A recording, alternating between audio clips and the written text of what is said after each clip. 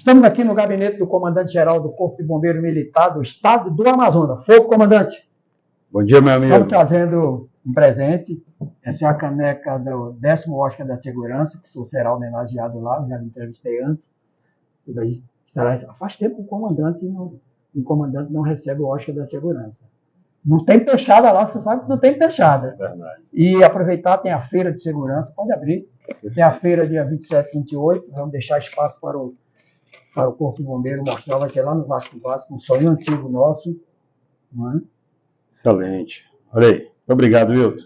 Obrigado, você que é um dos grandes fomentadores, né, da segurança pública com qualidade.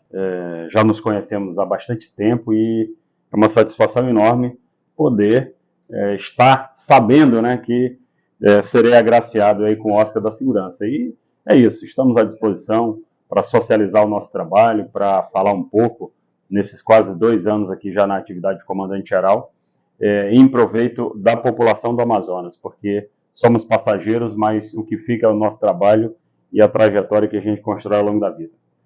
Dia 27 e 28, lá no Vasco, o maior evento de segurança do norte do Brasil. Vou deixar um espaço para o Corpo de Bombeiro. Fica à vontade para falar o que nós podemos esperar lá na Expo Segurança 23 do Corpo de Bombeiros. Perfeito. O Corpo de Bombeiros ele tem assumido um papel muito relevante nas questões relacionadas tanto em proveito da segurança pública como do socorro e salvamento de maneira geral, né? Nós temos desenvolvido uma agenda muito densa de espraiar os nossos serviços em todas as zonas da capital, apoiar as forças policiais com ambulâncias nas incursões em áreas de saturação, além das nossas atividades que são escopos das nossas atribuições. Estamos no sul do Amazonas, combatendo nesse momento os incêndios florestais, desenvolvemos projetos que atacam a causa primária da criminalidade, que é tirar as crianças do meio da criminalidade, que é o Projeto Bombeiro Mirim, que a gente atende mais de 800 crianças em 11 municípios, ou seja, onde nós temos quartel, nós temos o projeto. Lá tem a semente. Lá tem a semente e a gente está desenvolvendo então, esse projeto. A população pode ver isso lá, um pouco de cada, lógico, lá na Expo Segurança 2023 no Vasco. Com certeza. Vamos começar? Foi só um ensaio, hein, comandante? Vou botar essa canequinha aqui para que todos vejam. Pronto. Fez a foto, bacana? Top. Peço para fazer de novo, como dizia meu pai, retrato é bom sempre fazer 2, 3, né? Que é pra... Comandante, o jovem comandante aluno a oficial, onde foi a sua academia? Perfeito. Eu formei em São Paulo, né? Inicialmente a minha trajetória de vida, eu vim muito novo para Manaus, eu não sou amazonense, né? Eu sou acriano. E vim novo aqui morar na casa de uns tios meus, ali na região da tio Walter. Tio a gente nunca esquece. Né? Tio Walter, ali na casa, ali no Colônia Santo Antônio, naquela Estrada do Manoa. Estrada do Manoa, antigamente aquilo ali, o Monte Sinai era apenas uma invasão, não tinha nada ali ainda, longe demais. Passava um carro ou outro ali na Max Teixeira, né? E terminei o meu ensino médio lá no Dom João de Souza Lima, concluí todo o meu ensino... professor ou professor de ciência, eu não esqueço? Professor de Química, né? Até hoje eu me lembro uma frase que ele me falou, professor Ronaldo. Até hoje eu me lembro uma frase que ele me falou, que ele disse para mim o seguinte: você vai muito longe. Ele falou para mim. E aquilo me marcou, né? Falou na hora certa, né? Eu estava no 2º ano do ensino médio. E eu terminei todo o meu ensino médio lá naquela escola. Inclusive, no ano passado, eu fiz uma visita. Antigamente, aquela escola era uma escola de ensino fundamental e médio. Hoje, ela é só ensino fundamental. Já foi lá como coronel? Eu já fui lá como comandante-geral. Fiz uma palestra lá, reuni todas as crianças. Qual é o nome da sua assessora? Foi o momento, Yasmin. Yasmin, consegue essas fotos? É bom a gente cobrar do ar, assim, sabe por quê? Perfeito. Porque aí fica registrado. Perfeito. Obrigado, Yasmin. Quem foi comigo, o Emerson Miranda também, jornalista, foi comigo lá e nós temos. A criançada correu para cima de mim, foi me derrubar lá na quadra, viu? Que alegria, comandante. É verdade. E eu terminei, naquela minha turma lá, eu fui o único aluno que passou no vestibular da UAR. Lembra da UAR? Hoje é o FAM, antigamente era o UAR. Qual é o seu curso lá? Economia. Eu passei para economia. E naquele momento, então, como eu era um menino novo ali, 18 anos, eu ingressei no NPUR. Por já ser universitário, o Exército me selecionou. Eles são os oficiais temporários. Temporários do Exército, exato. O núcleo, né, de oficiais da Núcleo reserva. preparatório de oficiais da reserva. E aí, aqueles alunos, aqueles jovens que já eram universitários, eram selecionados automaticamente para cursar o curso de oficial. E assim eu fiz. Também fui muito bem classificado no NPUR e foi... Que ano isso? Isso foi em 96. Qual era o seu nome? 96. Muniz, sempre Era foi Muniz. Sempre foi Muniz. E aí eu segui, portanto, como nasci no Acre, eu escolhi servir no Acre. E fui servir no 4º BIS, lá em Rio Branco, passei um tempo lá, depois fui transferido para Porto Velho. Foi quando, em 2003, abriu o concurso do Corpo de Bombeiros. Na verdade, eu estava inscrito para 3 concursos, né, da Polícia Civil de Rondônia, PRF, Polícia Rodoviária Federal e para oficial do Bombeiro. O primeiro que eu fiz, eu passei. E aí eu disse, é aqui que eu quero. De imediato, né, o comandante, à época era o Coronel Alcântara, de imediato, quando nós vencemos todas as fases, o intelectual, saúde, teste físico, sempre tudo, que eu me encontro com o Coronel Alcântara, quando ele fala seu nome, os olhos dele chegam a brilho. Nós já fomos direto para a academia, sem espera. Terminou o certame, já fomos para a academia. Já fomos para São Paulo, aí lá eu fiquei quase 2 anos, né? Foi 2005 e 2006, porque o concurso foi em 2003, o ano de 2004 nós ficamos aqui, porque quando nós chegamos, a escola já tinha começado. Não deu tempo para mandar para a escola, e nós ficamos 1 ano ainda aqui no Corpo de Bombeiros, inclusive apoiando na formação dos soldados, e a nossa formação de oficial mesmo começou só no ano de 2005, ficamos em 2005 e 2006.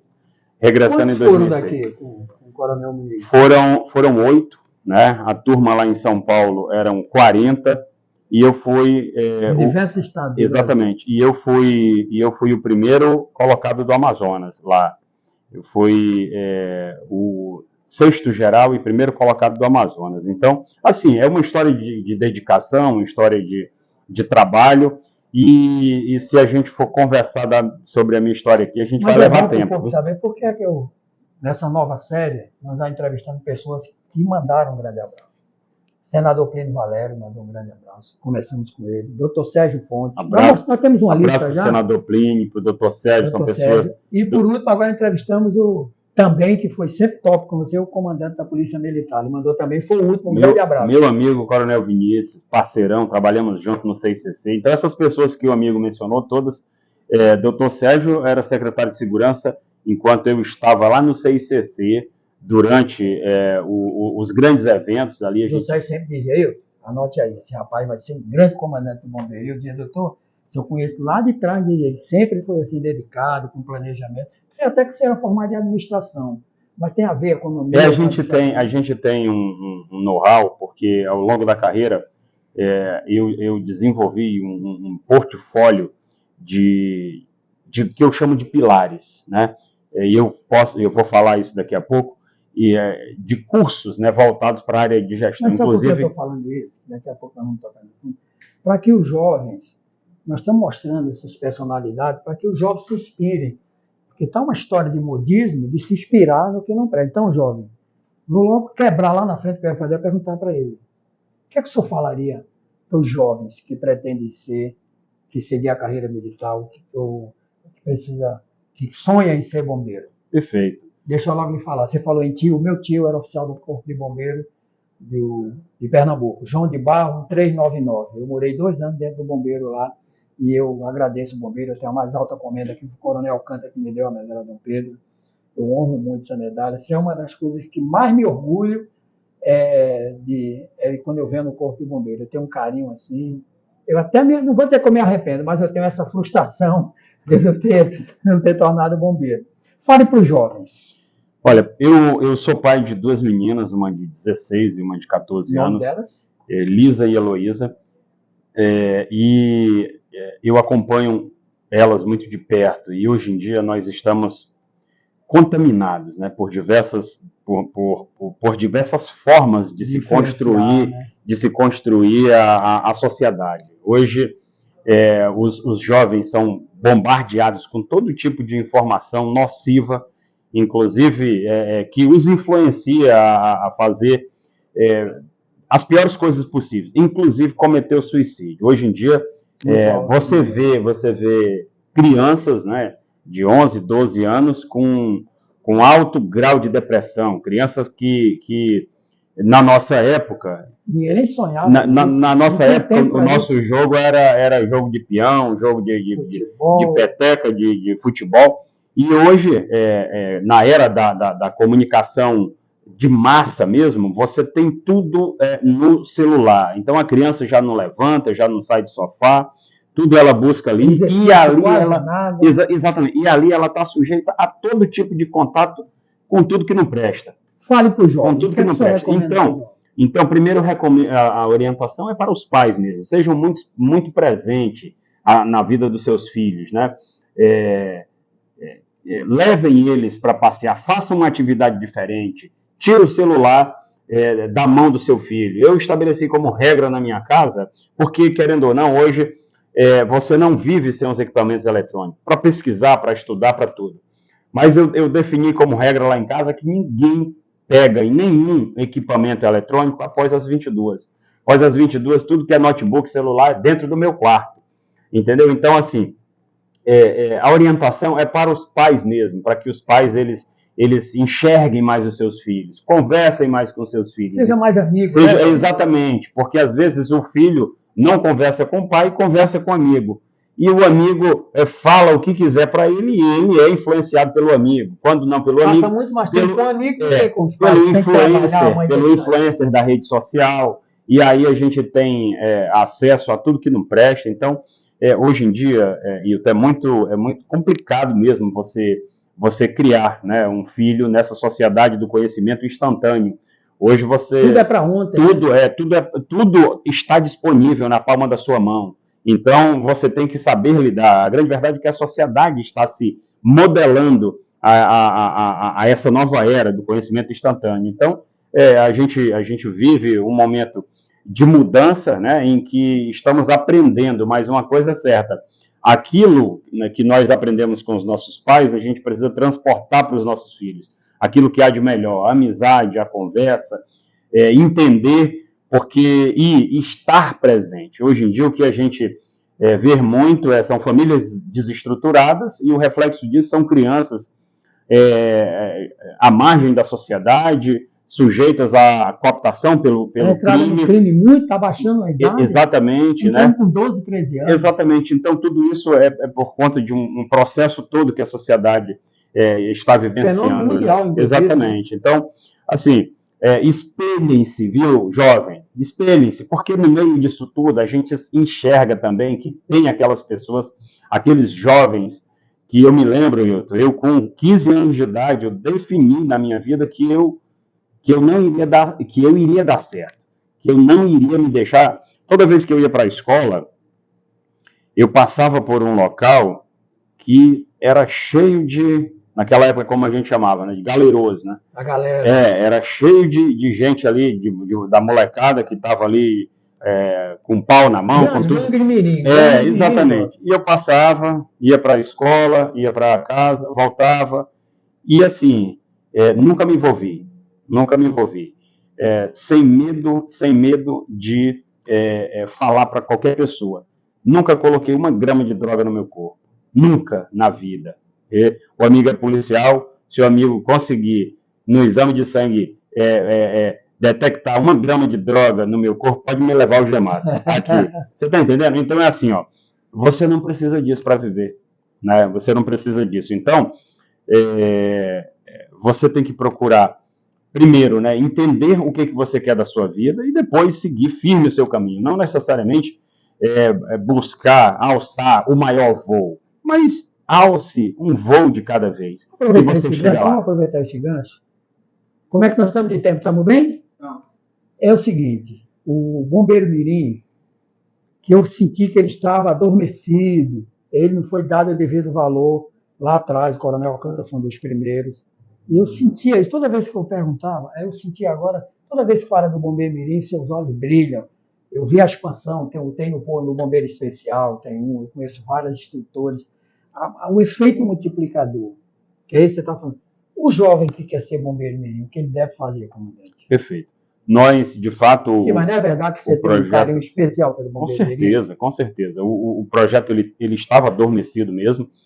Quando nós assumimos o comando no final de novembro de 21, eu conversei com o governador e ele disse, toque o projeto, porque esse projeto transforma vidas, e de fato transforma mesmo. E nós, no ano de 2022, nós trabalhamos com 730 crianças. O governador esteve na formatura deles no final de 22 e pediu que eu aumentasse o projeto. Esse ano nós estamos com quase 850 crianças em todos os nossos quartéis. Então, nós fizemos um trabalho... Quase mil jovens. Multiplicadores. Exatamente. A gente está fomentando nele o desejo de, no futuro, se tornar um bombeiro, ou um policial, ou militar, ou civil, ou...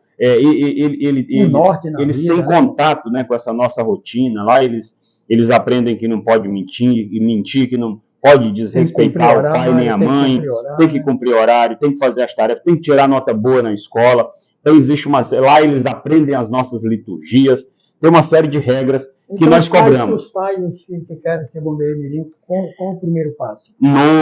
Nós estamos nesse momento, né, com as turmas em andamento, mas no final do ano nós vamos...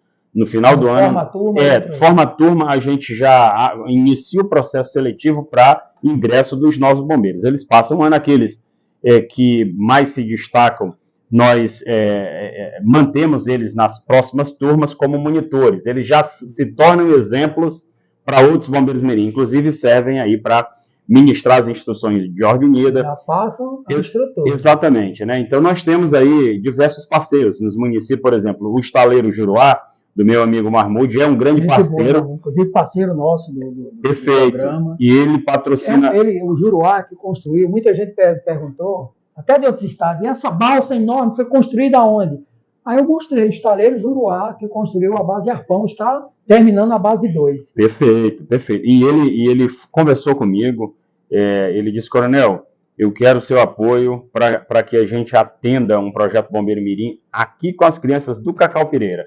Então, nós temos um projeto na sede do município de Iranduba e temos um no Cacau Pereira, que atende as crianças. Então, Iranduba é um caso especial. Nos demais municípios, nós temos um projeto. Em Iranduba, nós temos 2. Graças... Ele não gosta muito de divulgar essas coisas. Não, mas a gente divulga por ele. A gente divulga para ele, eu falei para ele, pô, tem que divulgar. Ele não gosta, ele é muito espiritualizado, ele é gente muito... Perfeito. Vamos para o intervalo?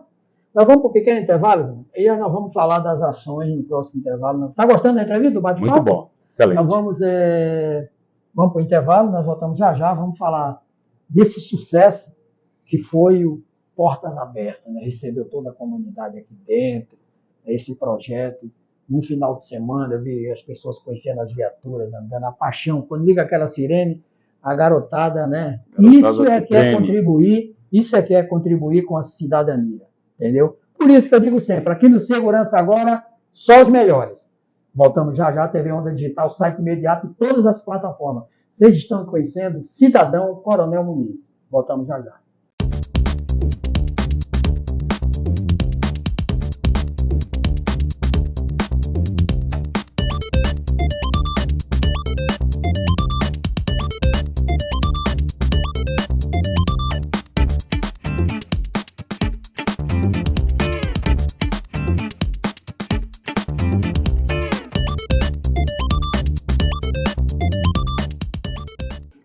Estamos de volta com o nosso programa Segurança Agora. Você sabe, segurança com responsabilidade e cidadania é aqui com Hilton Ferreira. TV Onda Digital, canal 8.2, site imediato, todas as plataformas. De Manaus, Amazonas, a capital mais verde do planeta. O Amazonas, protegido por nós. Tem muita gente, né, comandante? Então, nós protegemos. Quem protege o Amazonas? É o Corpo de Bombeiros, que você vai falar agora, logo. As ações que o bombeiro desenvolve. nós protegemos o Amazonas, nós cuidamos do Amazonas, não precisamos de exemplo. Então, o exemplo aqui do Corpo de Bombeiros. Como é que está a operação Aceiro, né? Aceiro. Como é que está? A Operação Aceiro é uma operação que ela está inserida dentro de uma operação do Estado, Tamoio-Tatá, uma operação que também compõe uma outra grande operação do governo federal, que é a Operação Guardiões do Bioma. Na verdade, tudo isso é a união de várias secretarias do governo para combater os ilícitos ambientais no sul do Amazonas. Então, a Polícia Militar atuando, a Polícia Civil atuando, o IPAAN, a SEMA, os órgãos do governo federal, o IBAMA, a própria Forças Armadas através do Exército e o Corpo de Bombeiros. O Corpo de Bombeiros ele tem um protagonismo relevante nessa operação, porque nós, no início de março, começam as fiscalizações lá no sul do Amazonas, com a presença de todos esses órgãos que eu mencionei, cada um com as suas competências, para inibir o desmatamento, porque é nessa época que começa o desmatamento, para quando chega o período seco, a árvore já secou e aí eles atirarem fogo. E no início de julho, nós levamos o grosso da tropa, que são os módulos de combate a incêndio, que nós chamamos, para exatamente impedir as queimadas, porque a vegetação seca... queimar não adianta, né? Exatamente, a vegetação seca e eles atiram fogo de forma desordenada, porque existe, tradição, inclusive... né? Exatamente, e o perigo é o seguinte, o perigo é que existe uma área ali no sul do Amazonas, a própria forma de ocupação, ela é diferente do resto do Amazonas, ela é muito semelhante a Rondônia, Mato Grosso, porque houve... Exatamente, porque houve uma ocupação lá para a formação de pasto, criação de gado. Então, existem áreas muito grandes lá que são muito suscetíveis a queimadas. E quando essas queimadas saem de um controle, por exemplo, aproximam das cidades ali, seja Labre, Apuí, Boca do Acre, aí coloca em risco as pessoas. Além disso, né, quando você começa a queimar de forma descontrolada, você não apenas está preparando o solo ali, mas você está atingindo a própria fauna, você está matando animal silvestre, e quando ela chega na margem da floresta, da mata primária, ou seja, da floresta mesmo, quando ela entra, aí que o dano é maior. Por isso que a gente precisa coibir na origem. Então, estar presente lá. Às vezes até falta de orientação, né? Exatamente. E para isso a gente usa vários componentes, inclusive muitos tecnológicos. A gente utiliza sistemas de monitoramento via satélite. Aquele geoprocessador. Que o próprio satélites do CIPAM, que nos fornecem imagem em tempo real e diariamente nós temos um posto de comando lá em Humaitá que recebe essas informações. Olha, nós temos um foco de calor... comandante, se falava toda hora, nesses últimos 2 anos, quando diminui, ninguém fala, né? Exato. Entendeu? Não lembra que os carros não conseguiam passar lá em Rondônia, a questão do gado, aí agora resolveram. Parece que está tudo, mas foi suor, né? Muito, e assim, com a presença intensa do nosso efetivo lá no sul do Amazonas, para evitar que saia do controle. Saliento também que muitas dessas queimadas, elas ficam em áreas de preservação do governo federal. E é por isso que lá também está um módulo da Força Nacional. Então, são bombeiros militares de outros estados que foram mobilizados pela Força Nacional, Ministério da Justiça, e estão lá em apoio à nossa operação. Então, nós temos os nossos bombeiros, 72 bombeiros militares do CBMAN e mais 30 da Força Nacional. Paralelo a isso, nós temos também as brigadas municipais, são brigadistas do município que o próprio Corpo de Bombeiros forma, que a gente utiliza lá do Corpo de Bombeiros, que nos apoia nos diversos municípios para evitar que saia do controle. Junto com isso, nós levamos viaturas, equipamentos. Então, o sul do Amazonas ele se torna um grande teatro de operações nos meses de julho a novembro, porque para lá vão muitos militares nossos, viaturas, equipamentos. Além disso, nós utilizamos drones também e as informações que recebemos via satélite. Quando é detectado um foco de calor, por exemplo, em Boca do Acre, essa informação chega no posto de comando em Humaitá, o comandante da operação lá entra em contato com o comandante da fração que está em Boca do Acre, avisa, na coordenada tal existe um foco de calor, checa se isso é um incêndio. Ele pega a viatura com o grupamento e desloca até o local. Isso facilita demais. Otimiza, claro. Exatamente. Tem desperdício de pessoal, né? Perfeito, perfeito. Então, assim, o sul do Amazonas é uma operação que todo ano nós repetimos, em virtude da climatologia, né? A população já conta com esse já sabe, né? Comandante, quando é que vem? Tal, exatamente, principalmente os prefeitos, os secretários municipais de meio ambiente, defesa civil, já ficam ali. A gente já vai deixando novas turmas, né? De voluntários, de bombeiros, da guarda. Exato. Também Perfeito, essa é a ideia. E, se Deus quiser, aí com o ingresso de efetivo, a gente pretende... É isso que nós vamos entrar agora. Quando ingressa a nova turma do Corpo de Bombeiros. Perfeito. Então, o governador ele está muito sensível a essa temática, né? O Estado ele está passando por um processo de... Antes, vamos fazer logo Eu gosto sempre de ser justo. Quantos anos estava sem concurso? O último concurso foi em 2009, com ingresso em 2014. Olha só. Em 2014. Lá na Polícia Civil, então, nem se fala na Polícia Militar. Mais de 12 anos. É como se você ganhasse um salário há 12 anos atrás e tivesse congelado tudo. Só para você entender o caos que o governador Wilson Lima pegou. Você pegar um estado, tem 12 anos sem concurso, é um prejuízo. Demais. Na verdade, não tinha mais nem tenente. Não tem. Todo mundo tinha sido combatente não tem. Nós só temos tenente QOA, aqueles que ingressaram como soldado, mas que chegaram já ao oficialato, e os tenentes de saúde. E os tenentes de saúde, né? A última turma, inclusive, de oficial combatente é a minha. Lá de 2003, então de 20 anos atrás, né? Então, assim... ou seja, 12 na segurança, 20 no Corpo de Bombeiros. É brincadeira. Quando a gente não fala isso aí fora, porque agora a gente fala para o Brasil e para o mundo, mas, gente, como é que fizeram? Como digo a boca, na mão. A verdade é que... O bombeiro segurou na raça. Nós temos aqui, somos poucos, mas somos brabos, e continuamos, né? Eu digo para os meus comandados que eu hoje, como coronel e como comandante geral, eu faço coisas que fazia há 20 anos atrás. Por quê? Por conta da necessidade. Suprir. Exatamente, por conta da necessidade. Traduzindo, cada homem, cada mulher do Corpo de Bombeiro hoje são 20 anos, vale por 20. Eu estou colocando por baixo, porque uma viatura, se eu tinha que deslocar com 6, 8, sai com 3, eles têm que trabalhar por 7, por 6, é isso mesmo. Então como eu estava falando, né, o governador está muito sensível a essa questão, o Estado está trabalhando para, no mais rápido possível, ingressar esses 400 soldados e 53 oficiais. Nós já estamos com tudo preparado para a formação desse pessoal, e à medida que o governador der a ordem para ingressar, de imediato a gente já pega esse povo e já começa a formação. Como eu falei um dia desse no videozinho, né, o pau vai cantar na moleira desse povo aqui dentro, e eles estão ansiosos, né, para entrar nessa batida.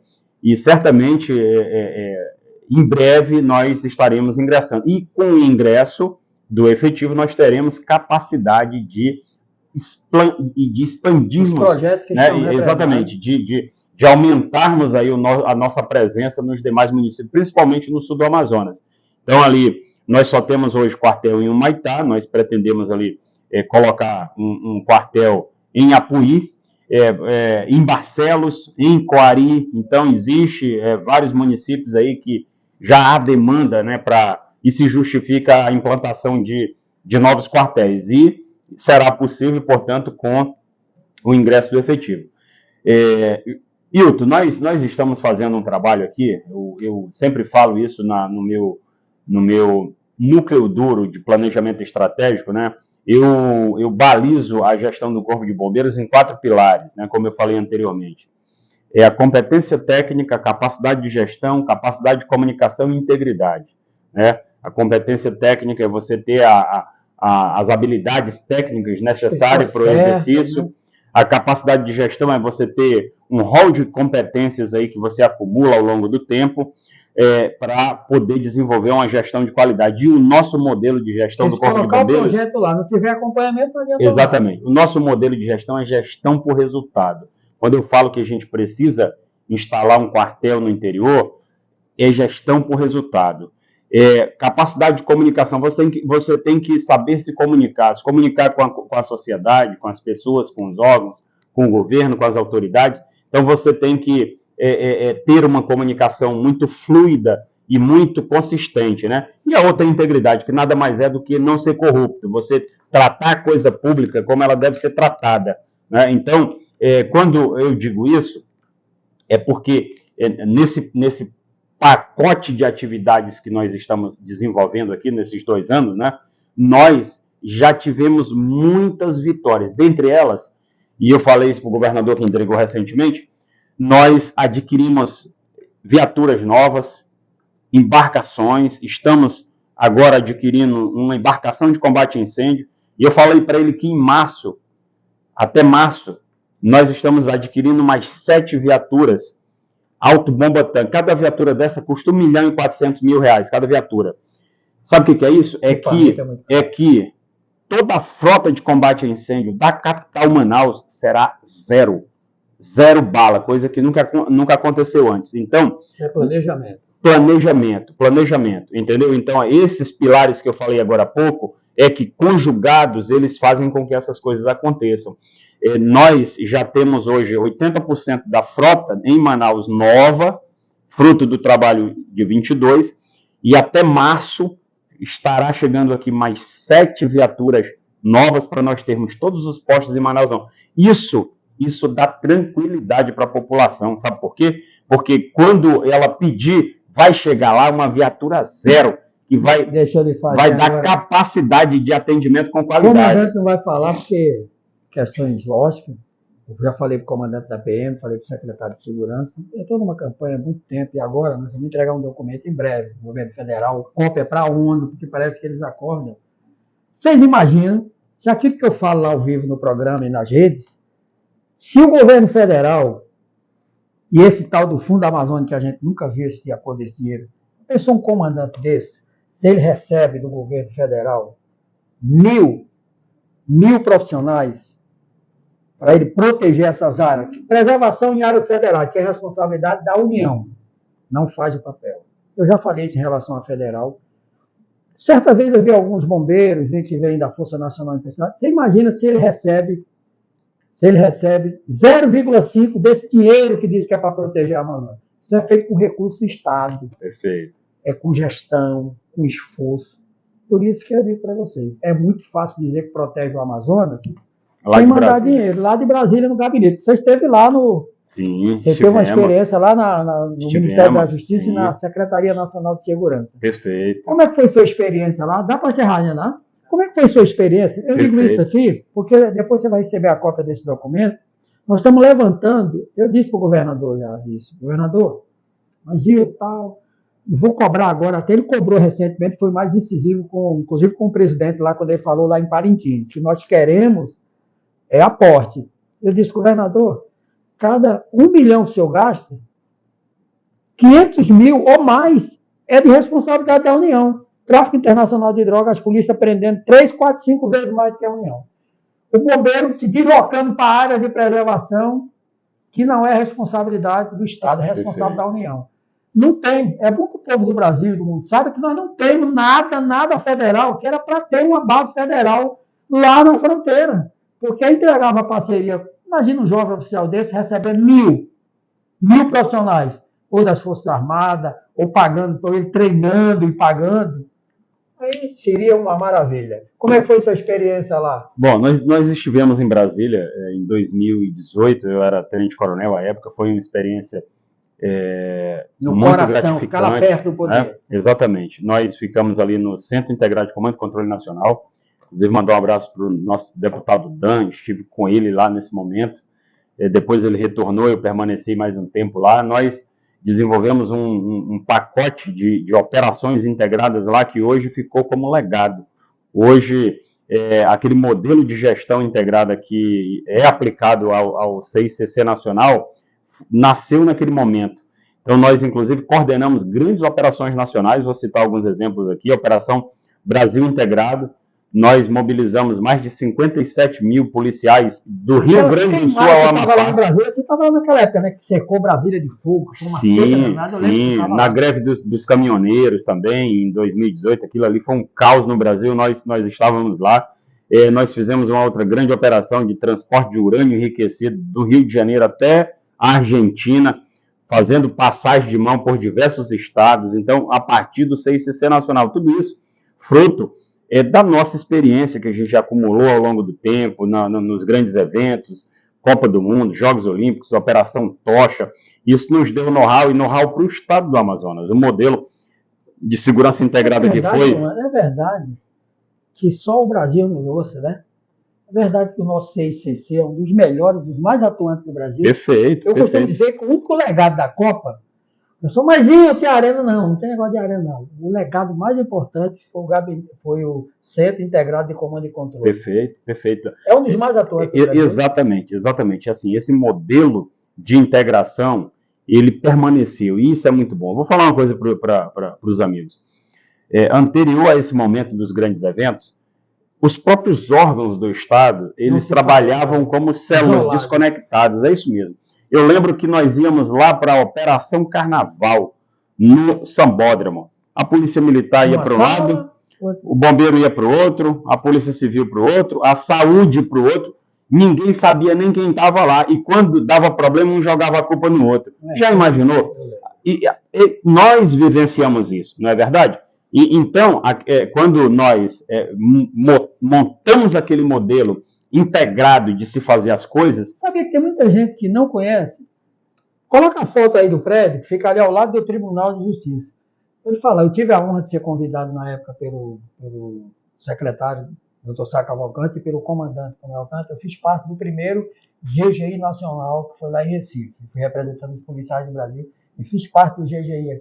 No início, ninguém queria as vaidades e tal. Eu lembro você novinho lá trabalhando, muito trabalho no início. Hoje está aí o resultado do legado. Perfeito. Hoje em dia os órgãos buscam, né, o CICC. Explica para o nosso povo. Tem 1 minuto. Ele vai começar a explicar e a gente fala para o outro. Explica o que é aquele prédio lá, o que funciona. Explica aí, pô. O CICC é o Centro Integrado de Comando e Controle, né? Lá, diversos órgãos sentam, realizam um planejamento integrado, por exemplo, Operação Carnaval, Operação Réveillon. Então, essa do meio ambiente que você acabou de citar. Essa Operação Acero, por exemplo. Senta lá no CICC, senta a Polícia Militar, Polícia Civil, Corpo de Bombeiros, IPAAN, SEMA. Cada um mostra o que vai ser feito, aonde vai ser feito. A partir dali se constrói um plano integrado, onde todos assinam e eles implementam esse plano a partir da validação do plano tático integrado. E esse modelo ele é muito exitoso, porque todo mundo se sente participante daquele processo. Não desperdiça pessoal, material. Vamos continuar?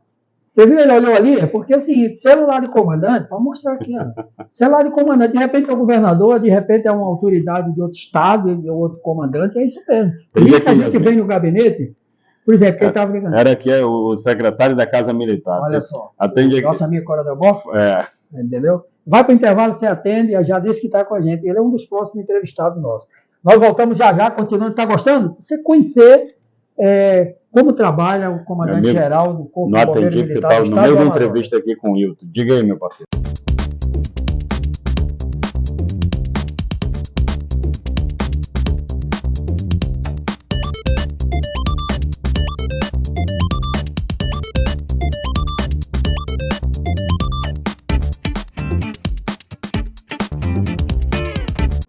Estamos de volta com o nosso programa Segurança Agora. Olha aqui. Coronel Bombeiro Militar Muniz. Estamos aqui no gabinete do comandante-geral do Corpo de Bombeiro Militar do Estado do Amazonas. CICC, só para arredondar a importância, as pessoas, já colocamos a foto, nós temos imagem lá interna, para as pessoas saberem o quanto é importante esse legado da Copa do Mundo. Perfeito. CICC, reforço, né, que a importância dele é singular. E assim, o que mais contribuiu com a implantação do CICC foi a mudança da cultura das pessoas, né? Dos órgãos de maneira em geral. Hoje, quando a gente pensa em um grande evento, a gente pensa em CICC, desenvolver um planejamento integrado. colocar na mesma mesa todos os participantes. Sem poder de decisão. Exatamente. Colocar todos os participantes daquele evento, entendendo as competências de cada um, sem interferir nas competências de cada um, todo mundo ciente do seu papel. Todo mundo. Exatamente, ciente do seu papel e fazer cumprir o planejamento integrado. Esse é o principal legado do CICC, e a gente trabalha para que o modelo ele persista, que nós não possamos regredir, né? Então, é daqui para frente. É um projeto de Estado. Ninguém tem coragem de mexer. Exatamente. E cada vez melhor. A sociedade não vai aceitar. Coronel Muniz. Comandante, 100 ocorrências ou mais, até ontem, de incêndio em residência. O bombeiro chegando, resolvendo. Fale com nossos telespectadores, nossos internautas, como evitar, como prevenir, como reeditar esse boletim de ocorrência dos incêndios em residência. Perfeito. Seja ela de casa, seja ela de prédio. Câmara é toda sua, comandante. Obrigado pela pergunta. Vou aproveitar esse período do ano, que nós estamos agora no nosso verão amazônico, né? Então, nós temos um aumento da temperatura, a baixa da umidade relativa do ar. É comum as pessoas utilizarem mais os seus ar-condicionados, seus ventiladores, abrir mais a geladeira. Isso tudo aumenta a demanda por energia elétrica dentro das residências. Então, primeira coisa, faça uma revisão na sua rede elétrica, né? Evite a instalação de rede elétrica clandestina. Chama o seu amigo eletricista, mas não invente de fazer gato.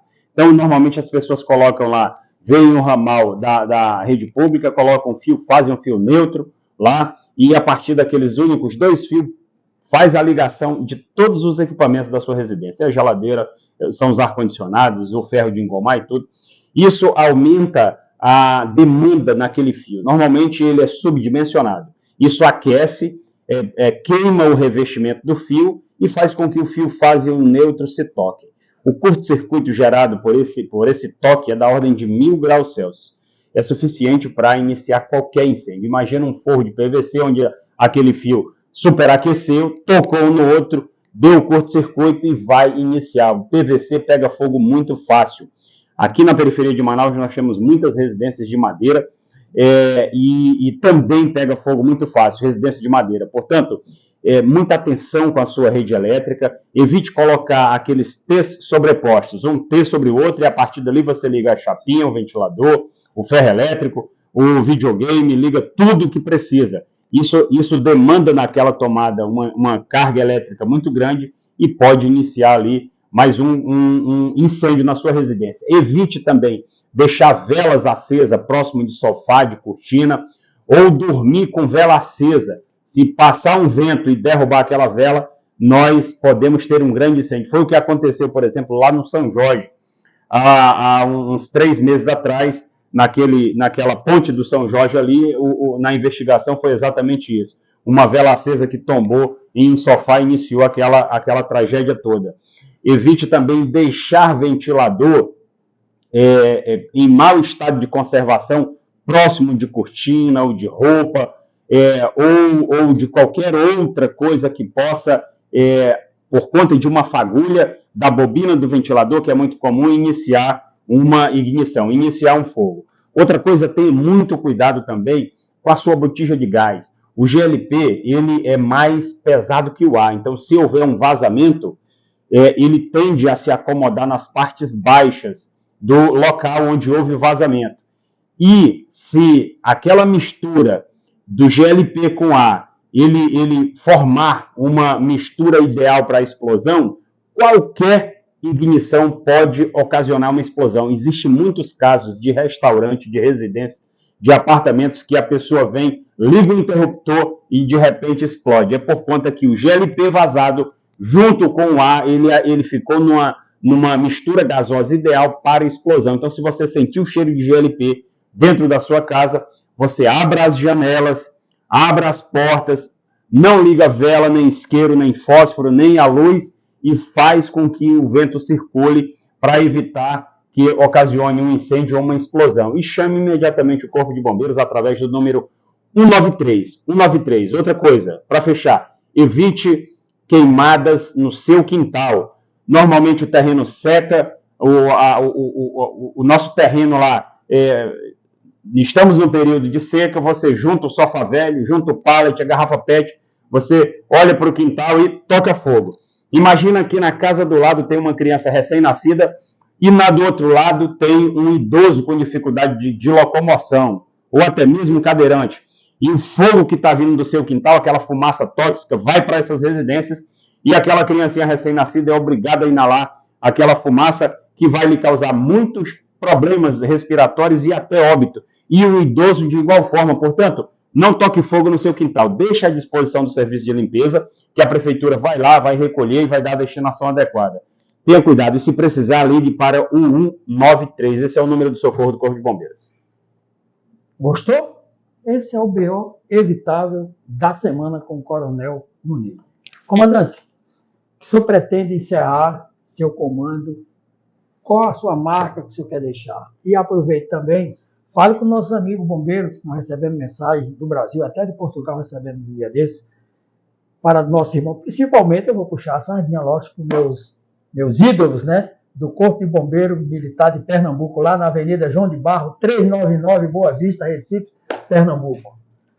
Fogo, uma mensagem para os seus companheiros do Brasil todo. Ao longo da carreira a gente vai acumulando muitos amigos, né? E nós temos amigos aí no Brasil inteiro.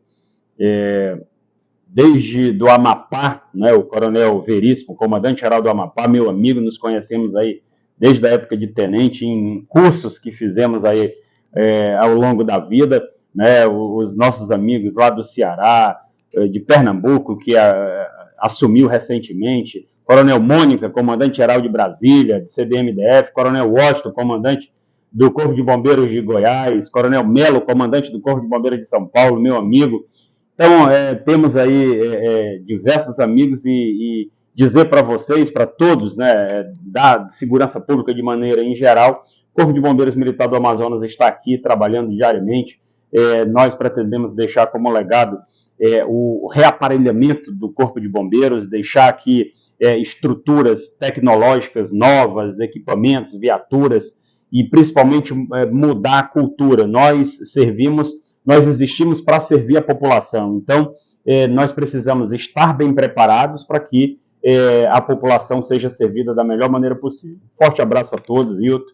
E agora eu vou passar para você, meu amigo, que você é bombeiro de coração, né?